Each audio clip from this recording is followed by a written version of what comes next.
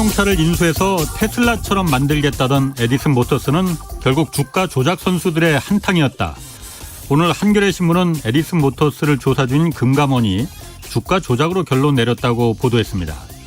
주가 조작 세력들은 에디슨 EV라는 회사를 내세워서 2,200원이던 주가를 5달 만에 82,000원까지 무려 37배 끌어올렸습니다.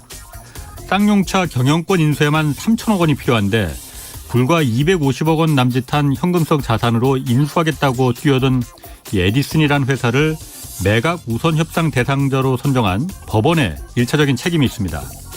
또 이런 주가 조작에 의심이 드는 비정상적인 주가 패턴은 한국거래소와 금융감독원 모니터링 시스템에서 자동적으로 이게 적발돼야만 하는데 적발되지 않았습니다. 뒤늦게 따라 들어간 소액 주주들만 7천억 원이 넘는 피해를 입었습니다. 한국 자본시장의 이 코리아 디스카운트는 이런 주가 조작이 너무나 쉽게 많이 횡행하고 있다는 겁니다. 적발도 잘 안 되고 처벌도 안 되는 경우가 많은 이런 상황에서 손쉽게 상상도 못할 큰 돈을 그것도 단 한 번에 벌 수 있는 주가 조작 같은 범죄가 없어지면 그게 오히려 이상한 일입니다. 네, 경제와 정의를 다잡는 홍반장, 저는 KBS 기자 홍사원입니다. 홍사원의 경제쇼 출발하겠습니다. 유튜브 오늘도 함께 갑시다.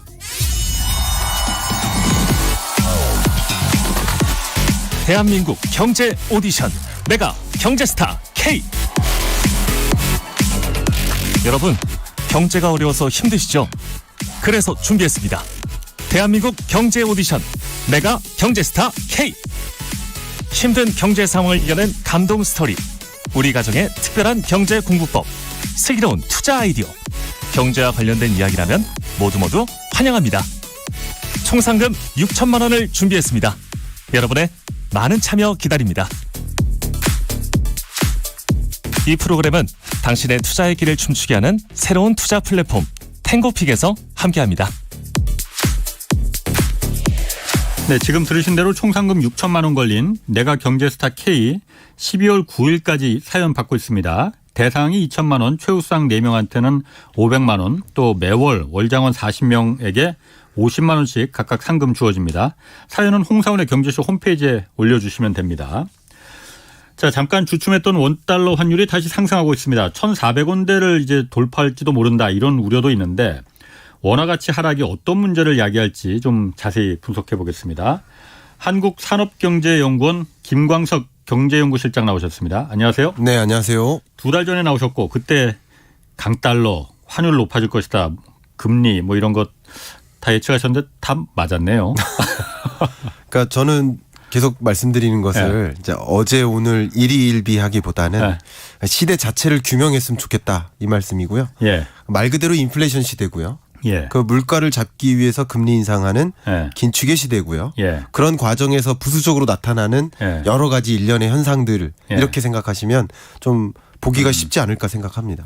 자, 환율부터 좀 볼게요. 네. 오늘은 조금 좀 내리긴 했던데 네. 이게 환율이 어제 그 13년 만에 지금 최고점 찍으면서 올라갔잖아요. 네. 왜 이렇게 오르는 겁니까?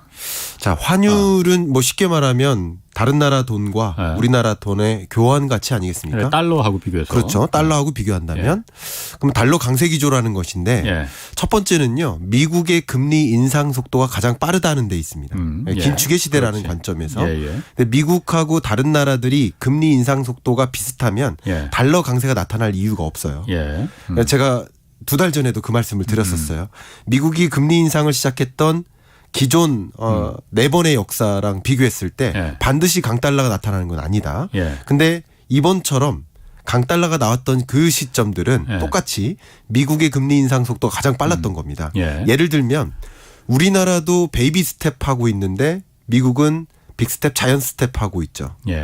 금리 역전되죠. 이게 속도가 다른 거고요. 유로존 같은 경우는 유로화 기준금리 인상을 그냥 독일 마음만 생각해서 할 수가 없습니다. 왜냐하면 유로존, 유로를 쓰고 있는 그 나라들의 여건이 다 다르기 때문에, 특히 이탈리아 같은 경우 재정 여건이 너무 안 좋아가지고요. 남유럽 같은 경우에는. 그렇죠. 금리 인상 같이 해버리면 못 견디죠. 이탈리아 견딜 수가 없습니다. 그러니까 금리 인상 속도가 다르죠. 이 마당에 일본 같은 경우는 금리 인상 아예 안 하고 있죠. 예, 예. 감사한 시점이에요. 예. 중국은 오히려 인하하고 있고. 중국은 오히려 인하하고 있고 예. 이런 것들을 보면 예. 미국만큼 물가 상승 압력이 큰 나라가 없고요. 예. 그만큼 미국만큼 금리 인상 행보를 강하게 하는 나라가 없기 때문에 예. 상대적으로 달러 가치가 더 강한 겁니다. 예. 그게 첫 번째고요. 예. 근데 그런 기조는 22년 하반기 내내 계속되는 겁니다. 예. 그렇지만 역시 업앤다운이 있잖아요. 지난주에는 좀 안정화되는 듯 했어요. 물론 지난주도 강달러지만 예. 제가 누누이 말씀드리지만 22년 하반기 내내 강달러는 맞습니다. 예. 그런데 업앤다운은 있다는 것을 말씀드리고요. 근데 지난주 같은 경우는 예. 믿음이 이 글로벌 경제의 경제 주체들의 믿음이 아 물가 고점 찍었구나. 예. 미국도 예. 인플레 정점 찍었구나. 정점 찍었으니까 자이언트 스텝까지는 안 하겠구나. 예. 빅 스텝만 하겠구나. 예. 그럼 금리 인상 속도가 주춤해졌구나. 그러면서 강달러 기조가 약해졌던 겁니다. 그런데 이번 주 들어서서 FOMC 회의록이 발표가 됐죠. 연방준비제도. 그렇죠. 예. 7월 FOMC 회의록이 이번 주에 발표가 된 거예요. 예. 근데 이 FOMC 회의록이 뭐냐면 제롬 파월 연준 의장의 마음을 읽는 과정 이렇게 생각하시면 좋아요. 예. 달리 마음을 읽을 방법이 없잖아요. 나름 회의록을 통해서 FOMC 위원들이 어떤 생각을 할까를 확인할 수 있는데 그 행간을 쭉 보니까 아 인플레이션 파이팅 계속하겠다. 예. 정진하겠다. 예. 어쩌면 자이언트 스텝에 더 무게를 두고 있는 모습을 본 거예요. 아, 예. 그러니까 또 불안해지는 거죠. 그리고 또 한 가지 바로 내일 있을 잭슨홀 미팅. 여기서 열리는. 그렇죠. 예. 여기서도 더더군다나 인플레이션에 대해서 더 우려를 제기하는 목소리가 강할 거라고 판단하고 있는 겁니다. 예. 그런 것들이 불확실성으로 또 작용하니까 예. 앞에 말씀드렸던 기준금리 인상 속도 외에 이 예. 불확실성이라는 요소가 또 커진 거예요. 또 경기 침체라는 불확실성. 예. 이런 불확실성이 커질 때는 세계적인 그 돈의 움직임이 또 안전자산으로 집중되잖아요. 달러로. 그렇죠. 가장 안전한 자산이다 그렇죠. 이거죠. 그래서 안전자산으로 쏠림 현상이 일어나면서 돈이 이동하는 겁니다. 예. 그러면서 달러 가치가 이번 주에 더 강했던 거죠. 상대적으로 전 잭슨홀 미팅이 끝나면 예. 물론 논의의 결과에 따라 좀 다를 수 있겠지만 예. 끝나면 요 정도는 유지되기 어렵겠다라고 봅니다. 20년 하반기 내내 강달러는 유지되지만 예. 다음 주는 조금 수그러들 것이다. 이렇게 보고 있습니다. 이렇게 불확실성 요소도 역시 환율에 영향을 미치는 거죠.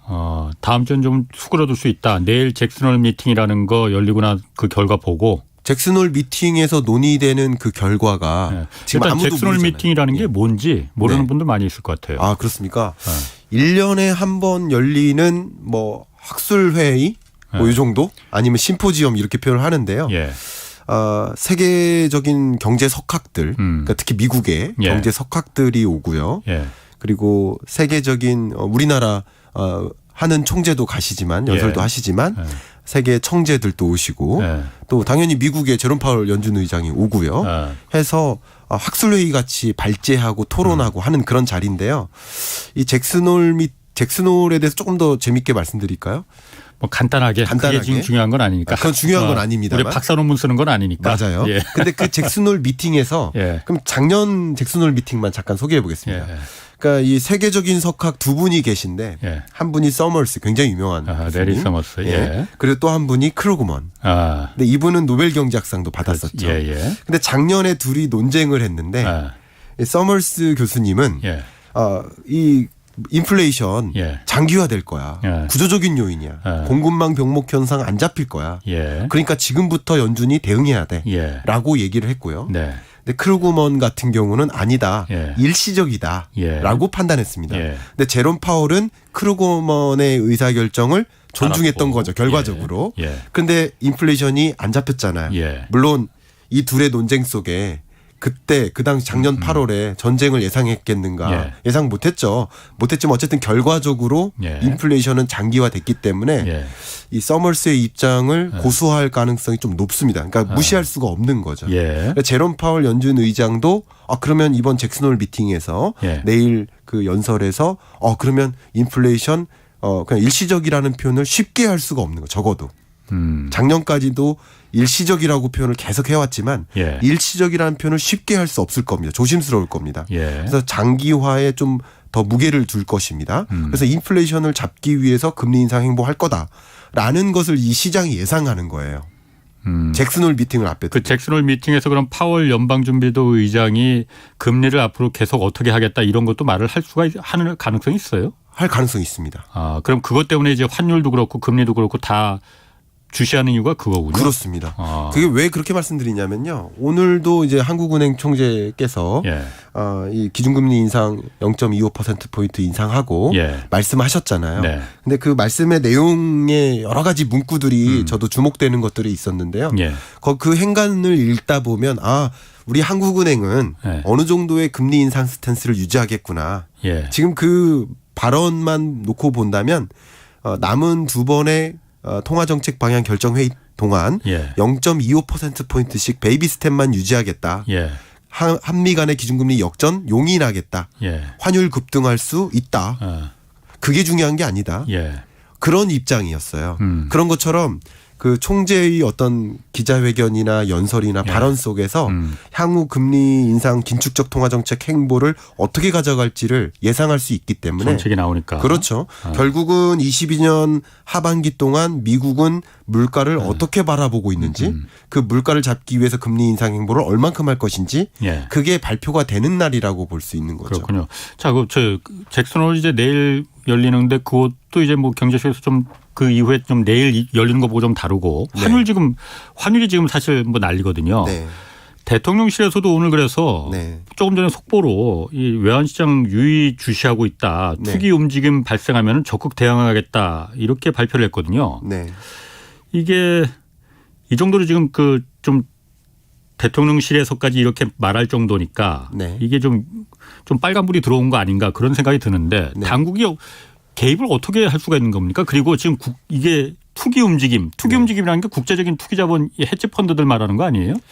투기 움직임 뭐 그런 방금 홍 반장님께서 말씀하신 그런 투기 움직임도 있겠지만 우리나라가 통제할 수 없는 외제적인 그 투기 움직임인 거고요. 국내에서 발생하는 투기 움직임 같은 경우는 우리가 예의주시하겠다라는 입장인 것 같습니다. 그러니까 달러 투자. 그렇죠. 일반인들 요즘 많이 합니다. 그거. 그렇죠. 그런 거에 대한 투기. 투기적 성격 어디까지가 투자고 어디까지가 투기일까를 이제 구분하는 것이 필요할 텐데 저는 개인적으로 그런 생각을 합니다. 물론 저도 지금 속보를 이제 열어보고 있는 중인데요. 기본적인 그 입장 표명은 이런 것 같아요. 환율 문제 심각하다. 그리고 그거 우리 그냥 내버려 두진 않겠다. 뭔가에 대응을 하겠다라는 것이고 다만 한국은행이 오늘 기준금리를 빅스텝을 인상한 게 아니기 때문에 0.25% 그러면 시장에선 더 걱정하는 거예요. 아니 지금 환율이 이렇게 높아서 수입업자들 죽겠는데 그럼 환율을 0.25만 올리면 되겠느냐는 그런 여론이 좀 강하잖아요. 그러니까 대통령실에서 나선 것이 아닌가라고 생각을 하고요. 지금 우리가 그냥 이게 그렇다고 환율이 높다고 해서 기존에 경험했던 이게 굉장히 재밌는 게 1,300원을 상회했던 이 환율이 정확히 IMF 외환위기 때 글로벌 금융위기 때 그때만 있었던 거예요. 그리고 이번에 세 번째 근래 역사상. 그러니까 이런 것들을 보면 그냥 예의주시하지 않을 수 없는 그런 일인 거죠. 그래서 우리가 뭔가 노력을 하겠다라는 것이고 안도감을 주고 싶은 거예요. 이런다고 해서 외환위기 오는 건 아니니 걱정하지 마세요. 라는 입장을 표명한 겁니다. 이 속보를 보니까요. 그러니까 우리가 외환위기 가능성이 높아지는 거 아니냐라는 판단이 많이 있는데 너무 걱정하지 말라. 그래서 여러 가지 외환위기 가능성 여부를 진단하는 잣대들이 있거든요. 단기 외채 비중이 높다든가 외환 보유가 부족한 뭐 그런 것들을 가지고 판단하는데 이런 거 아무리 판단해도 우리 외환위기 가능성은 없으니까 너무 걱정하지 마세요. 좀 불안해할 필요 없다라는 입장을 제시한 거고요. 또 재밌는 게 지금 앞에 말씀하신 것처럼 시장 쏠림이라든가 투기적 요인에 대해서 적기 대응하겠다. 그럼 구체적으로 어떻게 대응하겠다라는 얘기는 아직 보도자료도 나온 게 없기 때문에 저도 모릅니다. 어떻게 대응할지는. 그러나 이런 메시지만으로도 상당한 투기 심리를 조정할 수 있습니다. 우리 예를 들면 지금 물가도 안 잡히는데 책임 있는 자가 물가 이제 고점 찍었다. 이렇게 표현하는 것만으로도 시장에서 많은 사람들이 이제 물가 더 안 오르겠구나. 그럼 우리 식당이 메뉴판 가격 올리려고 했는데 안 올려도 되겠구나. 또 이제 뭐 우리 임금 협상 해야 되는데 임금 협상에서 너무 지금 기업도 힘든데 예. 너무 우리만 주장할 수 없겠구나. 이런 여러 가지 입장들이 발표되는 겁니다. 그게 말 그대로 기대 인플레이션율이거든요. 예. 그런 것처럼 투자 심리 이런 것들을 너무 고조되니까 예. 환율이 앞으로도 뭐 1,400원 갈 거야, 1,500원 갈 거야 이런 얘기들까지 생기니까 예. 그런 것을 좀 잡기 위해서 노력하는 그런 모습이지 않나 그렇게 해석을 해봅니다. 유로화나 위안화 또 엔화 이쪽은 어떻습니까? 우리만 지금 그 원가치가 떨어지는 건지 아니면 다른 나라 화폐들도 좀 같이 떨어지는 건지. 다른 나라도 같이 떨어집니다. 예. 그리고 제가 지난 2달 전에도 예. 이 자리에서 말씀드렸듯이 특히 중요한 게 신흥국들인데요. 예. 그러니까 가장 대표적인 예가 중국이지만 예. 중국은 이 와중에 금리를 인하하고 있잖아요. 예. 일본은 또 금리를 유지하고 그렇지. 있잖아요. 예. 그러니까 자국에 맞게 사정에 맞게 예. 기준금리를 결정해 나가는 것인데요. 예. 기본적으로 미국만큼 금리 인상 속도가 강한 나라가 없기 때문에 세계적으로 그냥 말 그대로 달러 인덱스 자체가 올라가는 겁니다. 그러니까 달러 인덱스는 그러니까 우리나라 원달러 환율은 달러와 우리 원화의 교환 가치인 거고요. 달러 인덱스는 미국 달러화를 제외한 기축통화급에 들어가는 안정적인 선진국 통화들 6가지 예. 이들의 교환 가치를 계산한 겁니다. 예를 들면 예. 그 유로화 예. 그리고 파운드화, 엔화, 스위스 프랑, 예.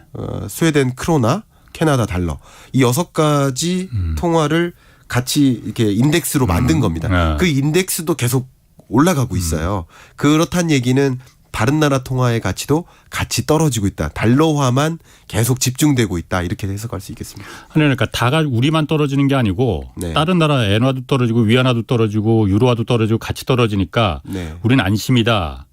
뭐 쉽게 말하면 그런 건데 네. 아니 그런데 사실 아까 말씀하셨듯이 네. 우리나라는 이미 작년부터 선제적으로 금리를 계속 올리고 있잖아요. 네. 미국이 금리 인상이 워낙 지금 껑충껑충 뛰니까 네네. 다른 나라 안 올렸지 않습니까? 안 올린 나라 중국은 많죠. 오히려 지금 내리고 있고 그렇죠. 일본은 아예 안 올리고 있고 네. 유럽도 지난달에 이제 처음 이제 금리 인상을 처음 시작했단 말이에요. 네네. 거기가 환율이 그 화폐 가치가 떨어지는 거는 네. 미국이 올리는데 거기는 안 올리고 오히려 내리고 그러니까 떨어지는 거는 이해가 간다 이거예요. 네네. 그러니까 거기는 쓸 수 있는 카드가 많이 있을 것 같은데 우리는 이미 계속 올렸잖아요. 우리는 미국 네. 따라서. 네네. 우리가 오른다는 건 거기하고 1대1로 거기가 같이 떨어졌으니까 우리도 떨어진 건 괜찮아. 이거는 좀 아닌 것 같은데. 그렇지 않아요? 괜찮다고만 표현할 수는 없겠지만 예. 지금 이제 대통령실에서 판단한 것은 예. 어쨌든 이 고환율이 계속 유지된다라는 전제하에서 예. 그러면 나타날 수 있는 부수적인 부작용들이 있습니다. 예. 예를 들면 이제 수입업자들의 고충이라든가 이거 예. 굉장히 심각합니다. 그렇죠. 예. 저도 이제 유튜브 채널을 운영하고 있다 보니까 예. 여러 구독자분들이 질문을 많이 주세요. 예. 환율 때문에 너무 힘들겠다고. 예. 왜냐하면 1년 동안 수입해다가 납품하는 수입업체가 1년 동안 이 100원에 납품하겠다고 계약을 성사시켜 놨는데 예. 이 100원에 도저히 납품할 수가 없는 입장인 거예요. 그렇지. 예. 가격이 아예 150원, 200원 돼버리니까. 예. 그러니까 계약이 체결이 깨집니다. 예. 이런 일까지 벌어지니까 이 중소기업들 굉장히 힘들거든요. 예. 뭐 이런 이 실물 경제 여건에서의 어려움도 있지만 중요한 것은 이 대국민적으로 궁금해하는 게 9월에 미국 FOMC 때 적어도 0.5%포인트는 올릴 텐데 그러면 지금은 같지만 기준금리가 같지만 역전이 또 되는 거네. 예. 그리고 그 격차가 크게 벌어지는 그 기점이 되겠네. 예. 그러면 지금도 고환율이지만 앞으로 고환율이 더 유지될 수도 있겠네. 예. 라는 그런 우려감인데 그 우려감은 왜냐하면 IMF 외환위기를 겪었기 때문입니다. 예. 그러니까 외환위기 다시 오는가에 대한 그런 불안감을 좀 줄여주기 위한 그런 발언이지 않나 이렇게 해석을 해보는 겁니다. 그러니까 대통령실의 그 발언이 이제 그렇다 치고 그러니까 제가 그냥 걱정스러운 거는 네. 다른 나라들은 그러니까 그 화폐 가치가 자국 화폐 가치가 떨어지니까 네네. 그 부분이 여러 가지 이제 수입 물가나 가뜩이나 물가 상승을 갖다 더 이게 자극할 거 아니에요. 그렇죠. 그러니까는 쓸 수 있는 카드가 네. 금리를 올리면 되지 않습니까? 금리를 올리면은 다 그게 그 만사형통은 아니겠지만은 일정 부분은 작동을 할 거란 말이에요. 미국 금리 올리는 것만큼 우리가 자국 화폐 가치를 갖다가 높이기 위해서 금리를 이제 올리는 방법이 있을 텐데 한국은 이미 계속 올렸기 때문에 쓸 수 있는 카드가 없는 거 아니냐. 네. 그렇기 때문에 더 이게 그 환율이 네. 다른 나라 떨어진다고 우리도 떨어지는 거 그 걱정 안 해도 돼. 이거는 좀 그 너무 아니란 생각 아닌가. 다른 나라하고는 지금 경우가 다르지 않습니까? 우리가 처해 있는 조건은. 네네. 미국에 비해서 일본이나 중국이나 유럽이 처해 있는 조건과 한국이 처해 있는 조건이 똑같냐? 예. 제가 봤을 때 절대 아니거든요. 네네. 그 부분이 좀 걱정스럽다는 거죠. 저는 저도 처음 생각해 볼 만한 네. 좋은 질문을 던져주셨어요. 그래서 저도 제가 드리는 말씀이 정답이라고 생각은 안 합니다만 저도 상상을 해 보겠습니다. 근데 기본적으로 그냥 제가 정부를 옹호하는 것이 아니라 정부의 그 판단 또 우리 한은 총재도 오늘 뭐라고 표현했었냐면 기계적이라는 표현을 썼어요. 기계적이라는 표현이 왜 거기서 들어갔냐면요. 원달러 환율이라는 것이 혹은 이제 외국인 자금 유출이라는 것이 그냥 한미 간의 금리가 역전된다고 기계적으로 일어나는 일은 아니다. 그것도 좀 중요한 요소다라는 것이고 그래서 어쨌든 대통령실은 안도감을 주려는 의도인데 그렇다고 기준금리를 지금까지 우리나라가 인상한 것도 그럴 만한 여유가 되는 겁니다. 그러니까 기준금리 인상은요 아무나 할 수가 없는 겁니다. 그렇죠. 그러니까 낮은 금리 아니어도 경제가 버텨낼 수 있다라는 자신감의 표명이거든요. 맞습니다. 그렇기 때문에 우리나라가 이 와중에 나름 방어하기 위해서 작년부터 금리 인상을 단행한 것은 그만큼 경제가 코로나19 충격 이후에 빠르게 버텨냈던 겁니다. 쉽게 말하면 우리나라 22년 성장률을 한국은행에서는 2.6%로 제시했어요. 그리고 내년은 2.1입니다만 2.6이면 괜찮은 거거든요. 잠재 성장률이 그렇죠. 2.5가 안 되니까 물론 3%가 넘으면 더 좋은 거겠지만 그래도 이런 경기 침체, 세계 경제 위기, 뭐 에너지 위기 이런 와중에 2.6% 수준을 유지한다는 것은 괜찮다고 판단하는 거예요. 근데 그러기 때문에 베이비 스텝이라도 기준금리를 인상할 수 있는 겁니다. 역시 펀더멘털에 따라 다른 것이기 때문에 다른 나라는 어쩌면 그마저도 안 되는 상황이다. 이렇게 생각할 수 있고 그러니까 더 진퇴양난인 거죠. 금리 인상을 따라서 할 수도 없는 거고. 알겠습니다. 그러면은 일각에서 우리가 지금 환율을 지금 자꾸 얘기하는 게 어쨌든 우리한테는 1997년에 IMF 외환위기라는 그 나라가 절단났던 그 트라우마가 다들 갖고 있잖아요. 맞습니다. 그래서 지금 혹시 또 이렇게 아까 말씀하시지 1,300원 이상으로 올라간 거는 IMF 위기 때하고 금융위기 때 그때밖에 없었으니까 또 그렇게 외환위기 터지는 거 아니야? 왜냐하면 지금 요즘 국제적인 투기 자본들도 여러 나라를 지금 노리고 있을 거란 말이에요. 그럴 가능성은 없습니까? 외환위기가 또 발생할 가능성. 가능성이 없다라고 판단할 수는 없지만 그 외환위기 발생할 가능성 여부를 진단하는 이제 보통은 이제 국제기구들이 취하는 진단 이 표시가 있습니다. 우리도 뭐 뭔가 이 회사가 잘못되는 거 아니야? 뭐 이런 걸 판단할 때 자기 자본금 어떻고 뭐 이런 것들 판단하듯이 판단하는 기준들이 있는데요. 가장 대표적인 것이 단기 외채 비중이 얼마나 차지하나. 그러니까 전체 외채 중에서 그리고 외국인 자금 유출의 속도라든가 아니면 외환 보유고라든가 이런 것들이 GDP에서 얼마나 차지하나 뭐 이런 것들을 가지고 판단하는데 저도 그런 거 가지고 판단할 수밖에 없습니다. 그러니까 IMF도 그런 판단 기준이 있고 BIS도 가지고 있고 월드뱅크도 가지고 있습니다만 그 판단 기준으로 봤을 때 한국은 다시는 외환위기는 겪지 않는다라는 준비를 해놓은 상태라고 생각을 합니다. 가장 중요한 게 단기 외채 비중인데요. 단기 외채 비중이 현격히 떨어집니다. 그렇게 위험한 상황은 아니다. 그렇기 때문에 외국인 자금 유출이 있다 하더라도 외환 위기까지는 오기가 어렵기 때문에 지금으로서는 이 한미 간의 기준금리 역전을 용인하겠다. 이런 입장이라고 저는 생각을 하고 있습니다. 아니 그 단기 외채가 사실 1997년에 IMF 외환위기 때도 단기 외채가 문제가 됐던 거거든요. 그거 못 막아서. 근데 지금 단기 외채 절대액은 뭐 안정한 수준일지 몰라도 얼마 전에 그 기사들 보면은 외환 보유고 대비해서 단기 외채 비중이 지금 한 42%까지 최근에 많이 늘어나서 뭐 이게 10년 만에 지금 최고치를 기록했다 뭐 이런 얘기도 있던데 이게 안전한 건가? 저는 사실 판단을 잘 못하겠거든요. 저는 뭐 안전하다라고 이제 그렇게 질문을 자꾸 주셔가지고 안전하다라는 것을 강조하고 싶은 생각은 없습니다. 근데 그냥 지금으로서 우리 경제를 놓고 봤을 때 정말 불안한 나라들은 말 그대로 신흥개국들이고요. 그냥 거시경제 여건이 아예 제자리로 돌아오지 못한 나라들이고요. 우리나라는 그나마 괜찮은 것 같고 또 무역수지 적자 가지고도 이야기를 많이 하잖아요. 최대폭 아니냐. 지금 5달째 적자 보이잖아요.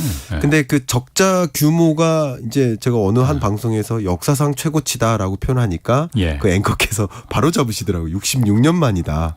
근데 66년 전이 통계를 작성하기 시작한 거예요. 그러니까 우리나라 역사상 최고치 맞습니다. 통계 시작한 이후. 예, 통계 작성 이래 최고치인 거예요. 66년 전이 언제입니까? 한번 생각해 보세요. 제가 태어나기 전이라서. 그러네요. 그렇게 생각하니까 진짜 오래전인데 전쟁 후 얼마 있다가 이제 무역 수지나 이런 통계를 기틀을 마련하던 그런 시점부터 계산했을 때인데 그냥 단순히 무역 적자 규모를 비교하면 안 됩니다. 왜 그러냐면요. 1996년에 외환 위기에 처하기 전에 이 무역 적자가 문제가 됐었거든요. 그때 무역 적자 규모가 대략 한 206억 달러. 근데 지금 올해는 254억 달러.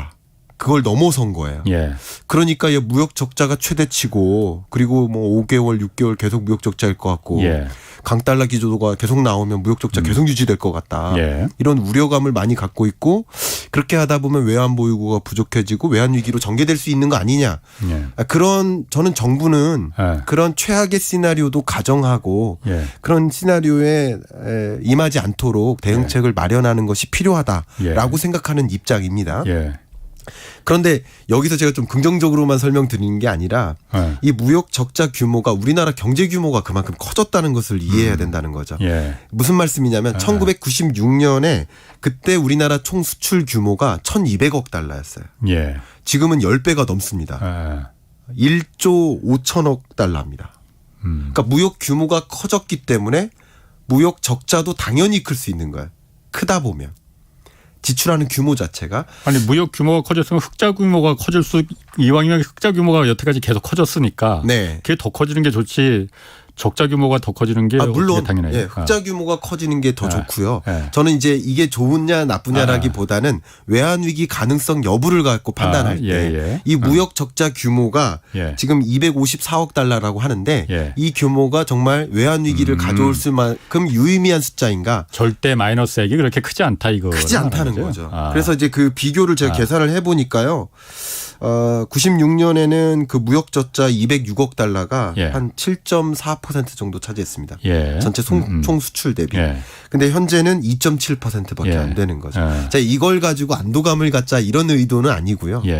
지금 무역 적자 문제 심각하고요. 그리고 우리 경제의 회복 여건을 억누르는 그리고 우리나라 경제를 장기 침체로 만드는 그런 굉장히 중요한 요소인 거 맞습니다. 다만 이걸 갖고 외환 위기 온다라고 주장하는 논리는 좀 약하다. 라는 것을 설명드린 것뿐입니다. 그러니까 뭐 무역 적자 그 얘기는 잠깐 좀 이따 하고 그러니까 단기 외채가 우리나라 외환 보유고 그게 우리나라 한 4천억 몇백억 달러 갖고 있다면서 외환 보유고 그 중에서 단기 외채가 한 42% 비중인데 그중에 또 1년 미만 초단기 외채가 또 21% 이것도 굉장히 높아졌다고 그러더라고요. 근데 어쨌든 42% 정도 단기 외채에 있는 거는 그렇게 뭐 외환 위기까지 걱정할 그 우려는 안 해도 된다 이렇게 판단하면 되는 거예요. 보통 우리가 외환 위기를 겪었던 시점이 이제 97년이니까 그때랑 비교했을 때는 안정적인 수준이고요. 물론 우리가 예상하지 못하는 또 다른 시나리오. 그러니까 우리나라는 이제 3% 기준금리 인상까지 가져갈 수는 있지만 그 이상은 어렵다라고 전제했을 때 어려운 입장이잖아요. 현재로서는. 근데 미국이 그 이상으로 강도 높게 정말 뭐 자이언트를 넘어서서 뭐 슈퍼 자이언트까지 이렇게 단행하기 시작하면 당연히 기계적으로 돈이 그쪽으로 쏠릴 겁니다. 한번 생각해 보세요.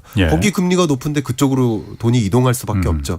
그러면 이 단기 외채 문제도 생겨날 수 있겠지만 지금의 이제 시나리오로서는 그냥 평범한 시나리오. 물론 이제 최악의 시나리오도 가정해야 되겠지만 지금의 시나리오로서는 그렇게 판단하는 것이 맞지 않나라고 생각하는 겁니다. 그리고 아까 이제 무역 적자 얘기하셨는데 무역 적자도 사실은 절대액은 그럼 뭐 적자액이 그렇게 뭐 절대액이 많지는 않다 하더라도 그 기조가 중요한 거잖아요. 그렇습니다. 어쨌든 여러 가지 좀 에너지 비용이나 이런 게 오르고 뭐 그래서 적자가 발생했다. 뭐 그게 이유가 될 수 있겠지만 어쨌든 5달째 아까 말씀하신 대로 66년 만에 최대 기록을 지금 기록했어요. 5달째.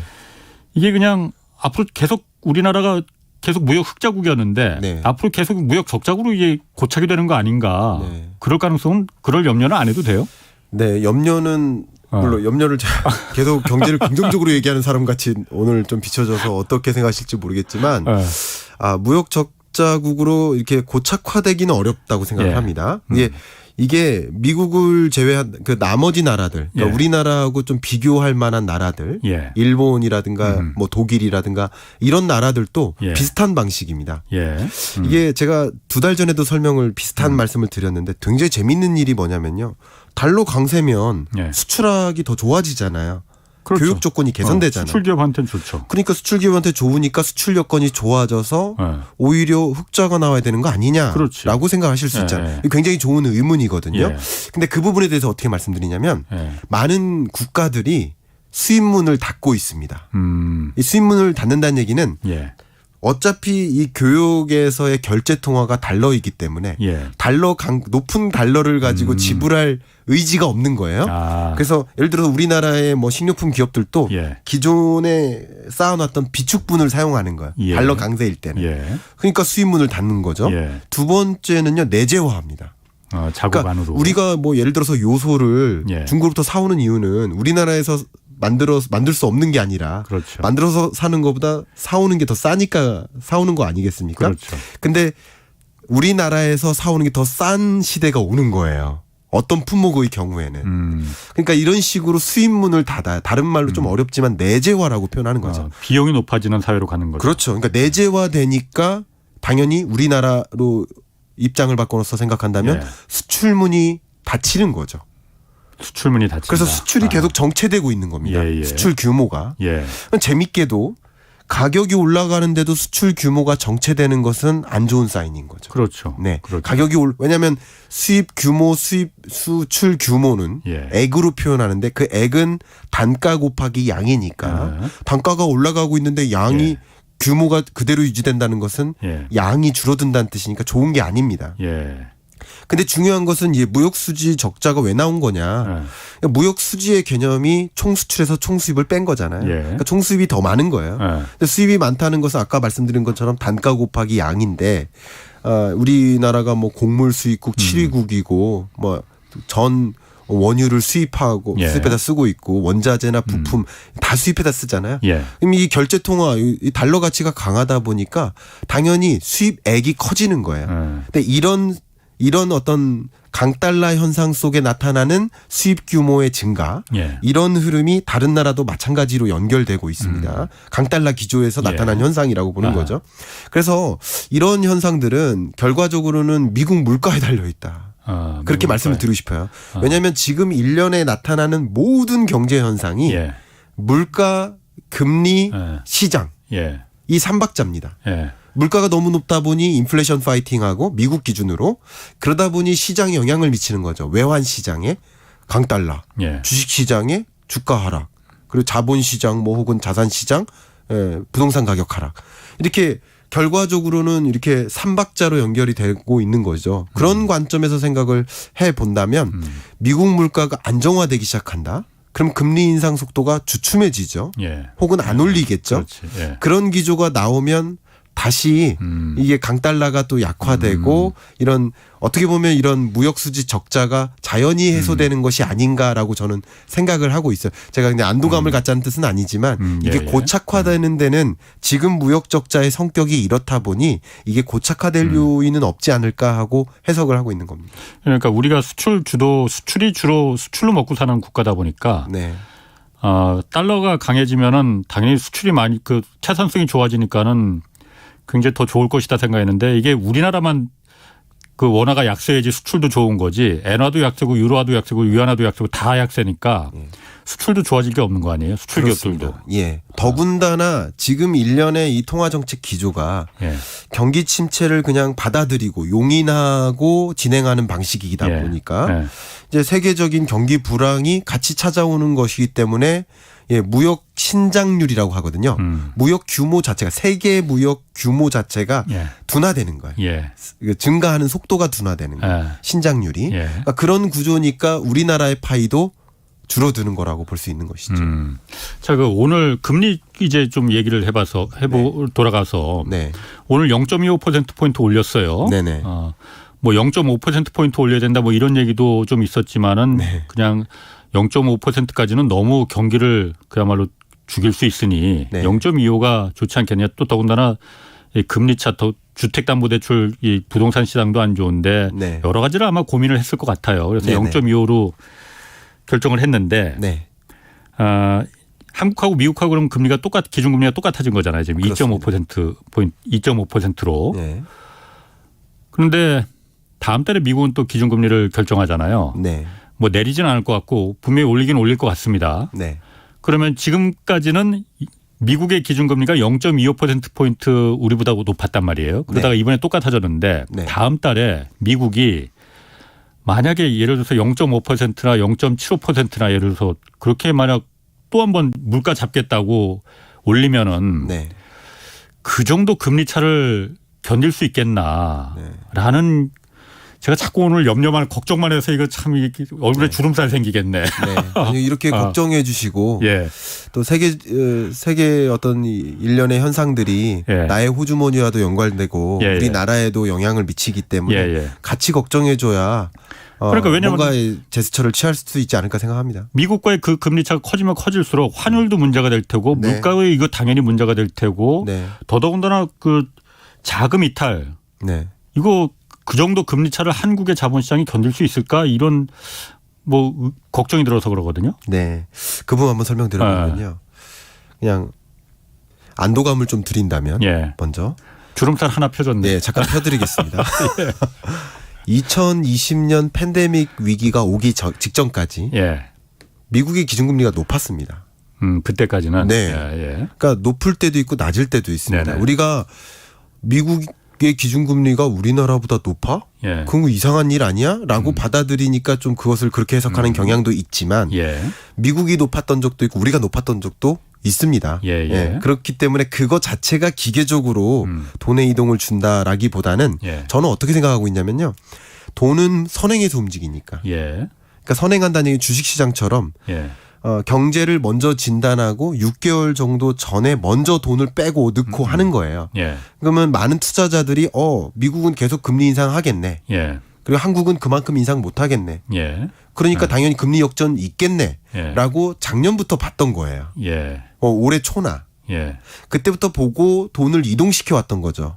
근데 지금은 재밌게도 이번 주에 외국인 자금이 오히려 유입되지 않았습니까? 예. 한국 주식을 매수하지 않았습니까? 예. 이게 선행해서 움직이는 거죠. 그러니까 기준금리의 고점이나 그 레벨 자체 그 벌어진 그 차이값 그게 중요하다기보다는 예. 올라가는 속도와 그 과정에서 나타나는 그 불확실성, 긴장감 그것 때문에 돈을 움직이는 거죠. 예. 어떻게 보면 예.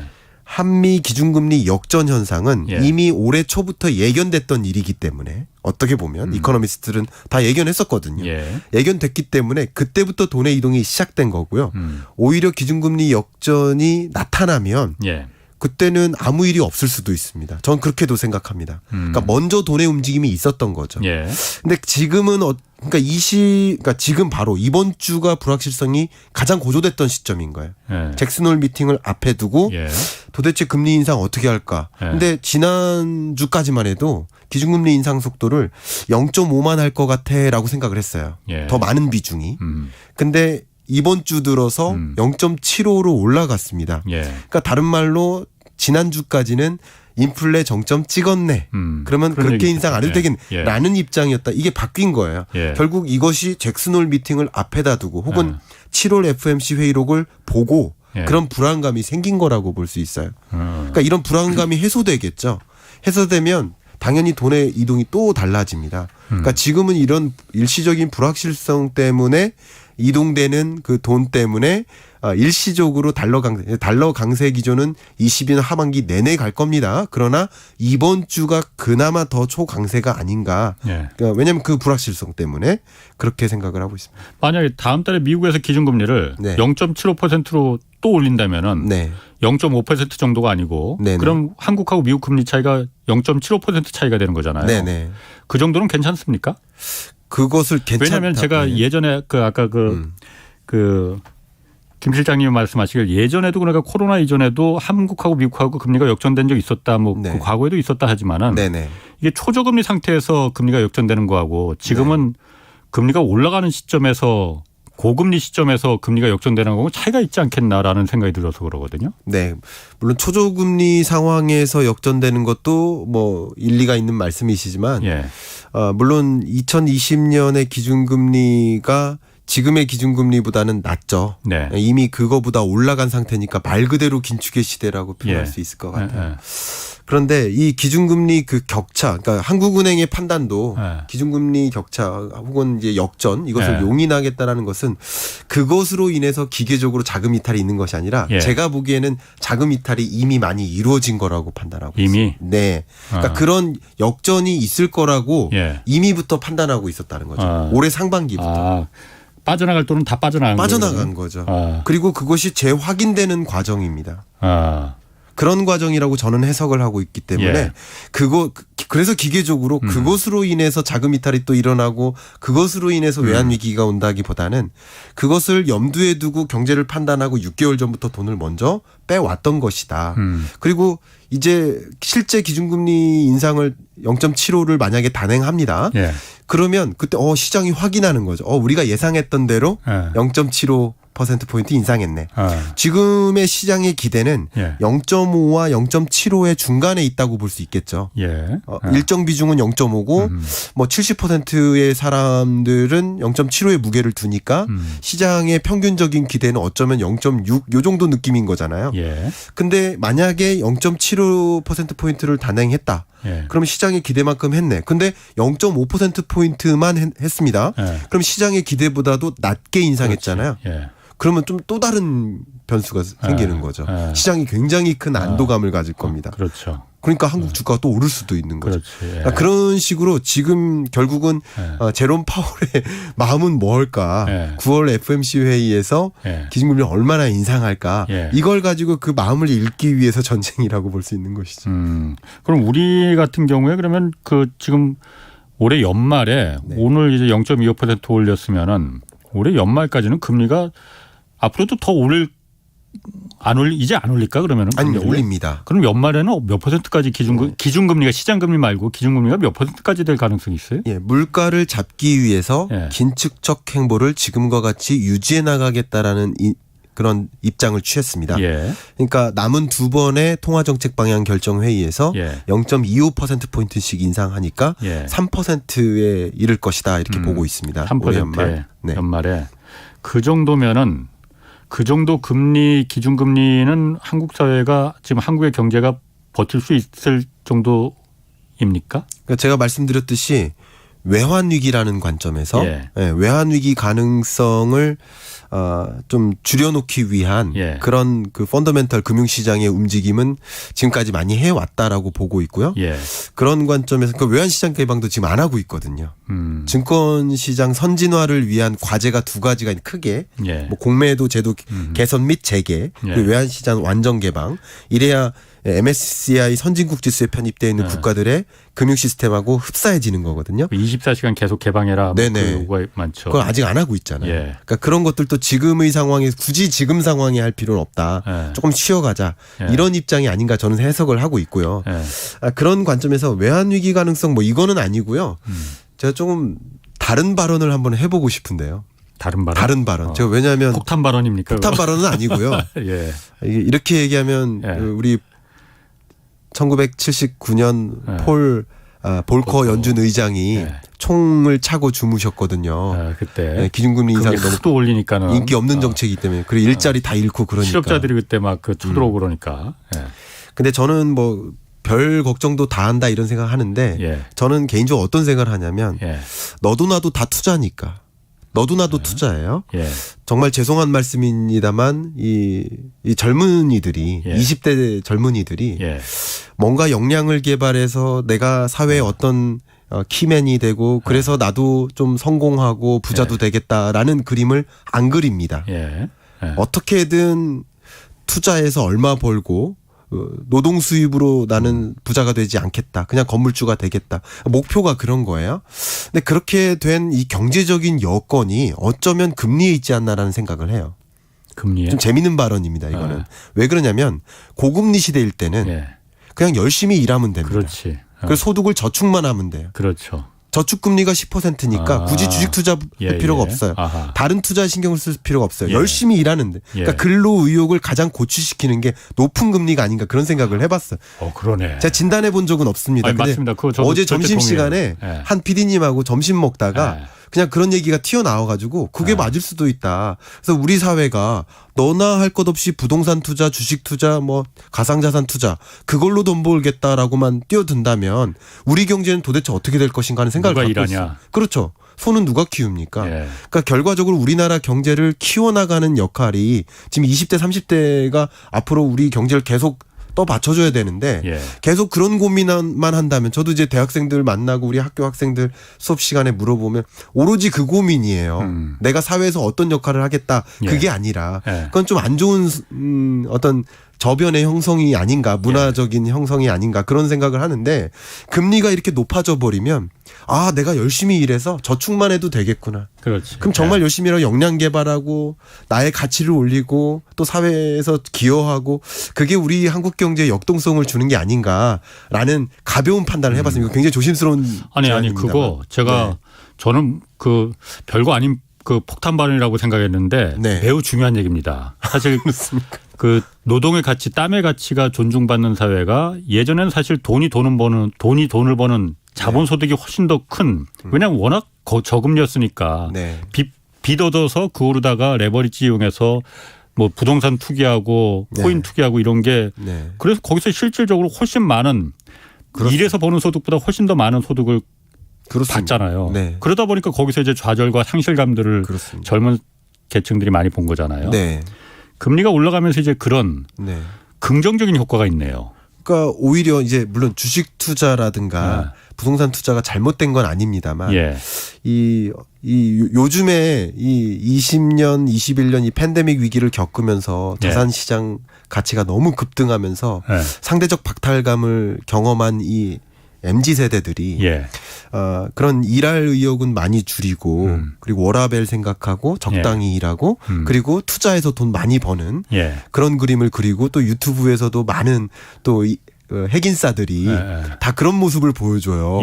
나는 일을 안 했지만 뭐 그냥 300만 원 가지고 300억 부자가 됐다라는 그런 모습에 또 많이들 막 쫓아서 행동하고 싶어하고 그런 문화가 과연 좋은 것인가 나라가 망하는 국면으로 가는 게 아닐까 하는 그런 생각을 했는데 오히려 금리가 높아지면 그냥 열심히 성실히 일한 사람이 부자 되기가 쉬운 거죠. 그리고 집값이나 아니면 주식시장의 가치 상승폭은 상대적으로 조정될 수도 있겠죠. 그런 생각을 좀 잠깐 해봤습니다. 제가 이제 이거는 보통 연구를 해서 뭐가 맞는지를 판단한 결과를 말씀드린 게 맞는데 아주 가벼운 그냥 고민을 한번 해봤었습니다. 아니 아주 좋은 제안입니다. 그 사실 이 고금리의 정치 경제학 그 고금리가 물론 우리 그 지금 물가 상승기에 금리까지 올라가면은 경기가 죽으니까는 이게 괴롭긴 하지만은 사실 자본소득이 돈을 버는 그 자본소득이 커지면은 사회는 그만큼 불평등해지는 거거든요. 그 사회를 우리가 끝까지 견디지 못합니다. 다 뒤집어지지 그야말로. 그러니까 그런 부분이 자연적으로 이제 중간으로 돌아가는 그게 아마 고금리가 역할을 할 수도 있겠다.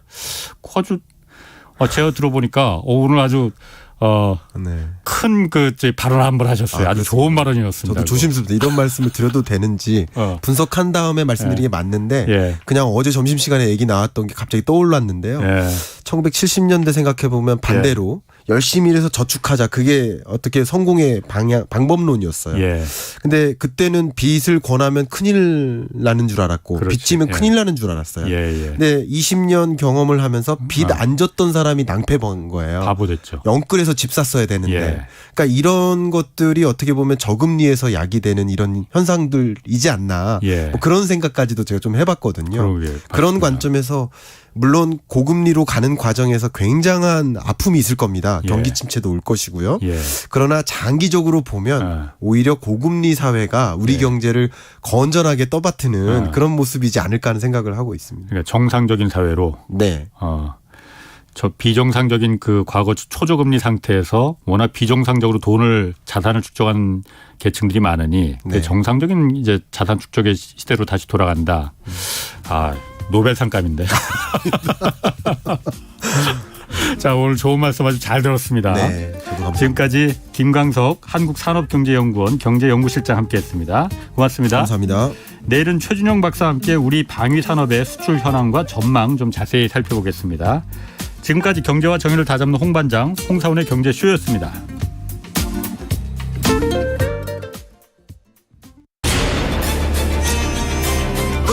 K 드라마 And the Oscar goes to Parasite. K 무비 K 팝